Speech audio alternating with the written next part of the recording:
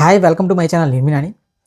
Hero Nikhil గారిది Swayambhu cinema నుంచి teaser అయితే రిలీజ్ చేశారు భయ్య.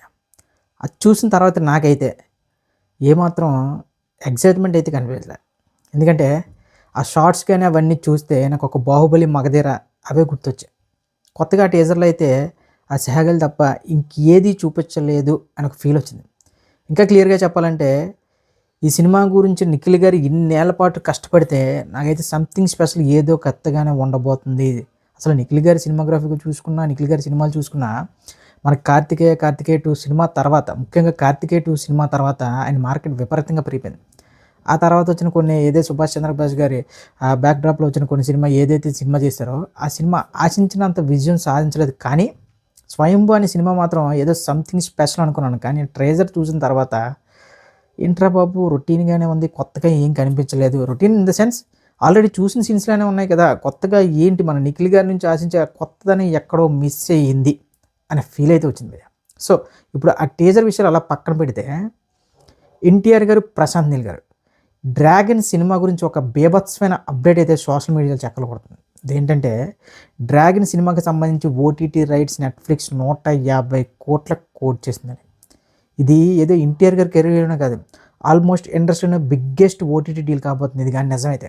ఎందుకంటే అన్న అసలు ఎన్టీఆర్ గారి సినిమాలు మనకి RRR తర్వాత దేవరా తర్వాత వచ్చిన ఈ వార్ 2 సినిమాలతో ఆయన నిజంగా చెప్పాలంటే ఆ వార్ 2 సినిమా ఎందుకు చేశారో కూడా ఎవడో తెలియదు. అది చేయకుంటే ఇంకా వేరే రేంజ్లో ఉన్నాము. ఆ వార్ 2 ఇచ్చిన డ్యామేజ్ ఏ మాత్రం కూడా ఎన్టీఆర్ గారి ఇమేజ్ చిక్కి చదరలే. చూడండి అసలు ఆ కాంబినేషన్ అనౌన్స్ చేసినప్పుడే, ప్రశాంత్ నీల్ గారు ఎన్టీఆర్ గారు కాంబినేషన్ అనౌన్స్ చేసినప్పుడు ఇది ఒక ఓర మాస్ సినిమా, ఇక ప్రశాంత్ నీల్ గారి ఎలివేషన్స్లో ఎన్టీఆర్ గారిని ఊహించుకుంటుంటే ఇంకా ఆ కిక్కే వేరు. సో అలాంటిది సినిమాకి నుంచి ఇలాంటి అప్డేట్ లేకపోవడం, ఈవెన్ కనీసం ఇన్ని రోజులు అవుతున్నా సరే ఒక పోస్టర్ కూడా బయటకు రాలేదు. ఏదో ఫస్ట్ సినిమా షూటింగ్ స్టార్టింగ్ టైంలో ఒక పోస్టర్ అయితే రిలీజ్ చేస్తారు. అది చూసినప్పుడు ఏంట్రా బాబు మొత్తం బొగ్గే, ఇది కూడా బొగ్గులేనే అనిపించేది.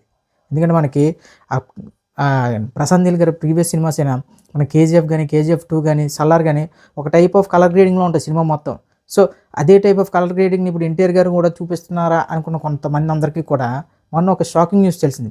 ఈ సినిమా మాత్రం ఫుల్ కలర్లోనే, మొత్తం కలర్లోనే మనకు అన్ని రంగులు కనిపించబోతున్నాయి. ఓన్లీ నలుపు ఒక్కటే కాదు, ప్రతి ఒక్క కలర్ చాలా క్లియర్గా కనిపించబోతుంది ప్రశాంత్ నీల్ గారి ఎన్టీఆర్ గారి సినిమాలో. దానికి తోడు ఇప్పుడు ఆ సినిమా అనేది ప్రొడ్యూసర్లు ఏ రేంజ్లో హైప్ పెంచుతున్నారంటే వాళ్ళు ఆ సినిమా గురించి ఎవరైనా అడిగితే చాలు, ఇది పాన్ ఇండియా సినిమా, ఏదో రీజనల్ లాంగ్వేజ్ సినిమా కాదండి, ఇది పాన్ వరల్డ్ సినిమా, ఇది మామూలు సినిమా కాదు, అసలు ఆ కాన్సెప్ట్ కానీ ఆ సబ్జెక్ట్ కానీ ఇంకా మీ ఊహకు కూడా అందదని ఇచ్చే ఎలివేషన్స్ చూస్తుంటానా ఎన్టీఆర్ గారి అభిమానులు మాత్రం చాలా గట్టిగా ఏదో ప్లాన్ చేశారు భయ్య. అంటే నాకు తెలిసి ఎన్టీఆర్ గారి అభిమానులకి ప్రశాంత్ నీల్ గారి సినిమా తర్వాత ఎన్టీఆర్ గారి ఇమేజ్ అనేది పాన్ ఇండియా లెవెల్లో ఇప్పటికైనా పెద్ద పాన్ ఇండియా స్టార్, కానీ దానికి మించి ఆయన బిజినెస్ మొత్తం అన్నీ మారిపోబోతున్నాయని చాలా క్లియర్గా అర్థమవుతుంది. అసలే అక్కడ ఉన్నది ప్రశాంత్ నీల్, దానికి తోడు ఇంకా యాక్టింగ్ అంటే చింపేస్తాడు ఎన్టీఆర్. ఇంక తెలుసు కదా ఏ క్యారెక్టర్ అయినా అవ్వలేలుగా పోషించగల నటుల్లో మొదటి స్థానంలో ఉన్నారు ఇప్పుడున్న జనరేషన్లో ఎన్టీఆర్ గారు, అది ఎవరైనా ఒప్పుకోవాల్సిందే. సో అలాంటిది ప్రశాంత్ నీల్ అనే వ్యక్తి ఫేవరెట్ హీరో అయిన ఎన్టీఆర్ గారు అని చెప్పి చాలా ఇంటర్వ్యూలో చెప్పారు. నా ఫేవరెట్ హీరోకి నేను ఎలాంటి ఎలివేషన్ రాస్తానో మీ ఊహకి అందని ఎలివేషన్స్ ఉండబోతున్నాయి ఈ సినిమాలో ఇచ్చిన మాట ఏదైతే ఉందో భయ్య, ఆ ఒక్క మాట చాలు భయ్య ఎన్టీఆర్ గారి అభిమానులకి ఇంకా గుండెమే చేసుకొని ఇంకా ప్రశాంత్ నీల్ సినిమా డ్రాగన్ ఉంది, ఆ సినిమా తర్వాతే ఇంక ఏ లెక్కలైనా మాట్లాడుకుందాం ఒక హోప్ ఉన్న సినిమా. సో అలాంటి సినిమా నుంచి ఇప్పుడు నెట్ఫ్లిక్స్ ఏకంగా 150 కోట్లు ఆఫర్ చేయడం అంటే సినిమా ఫస్ట్ లుక్ కానీ, ఒక టీజర్ కానీ, ఇంకా క్లియర్గా చెప్పాలంటే ఎన్టీఆర్ గారి లుక్ కూడా బయటకు రిలీవ్ లేదు. అయినా సరే ఈ రేంజ్ బిజినెస్ అంటే ఓవరాల్గా ఈ సినిమా బిజినెస్ ఎక్కడికి వెళ్ళి అవుతుందో, ఈ సినిమా కలెక్షన్స్ ఇవన్నీ ఊహించుకోండి.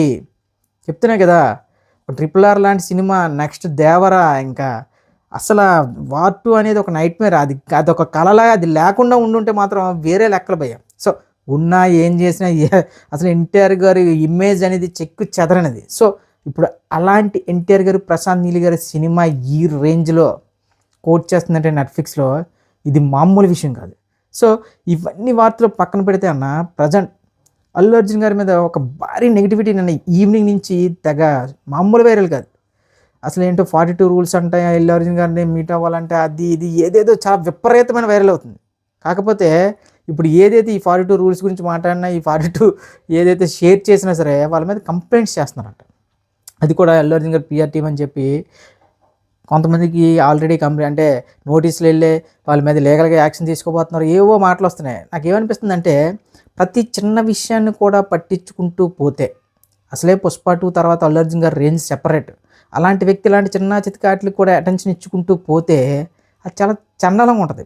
సో మరి ఎవరు ఏం మాట్లాడినా సరే కేసులు వేసేస్తాం. ఇప్పుడు ఒక సినిమా మీద, సినిమా బాగున్నా బాగోపోయినా ఇంటెన్షనల్లీ ఆయన మీద కావాలని ఎవరైనా పదే పదే చేస్తే ఆ విధంగా కేసులు వేయడం సహజం. కానీ ఏదో ఒక చిన్నపాటి వార్తకి ఇలా కేసులు వేయడం అనేది మాత్రం నాకెందుకు అంత పెద్దగా ఎక్కలేదు భయ్య. సో ఇది ఈ రోజు టీఎఫ్ఐ అప్డేట్స్.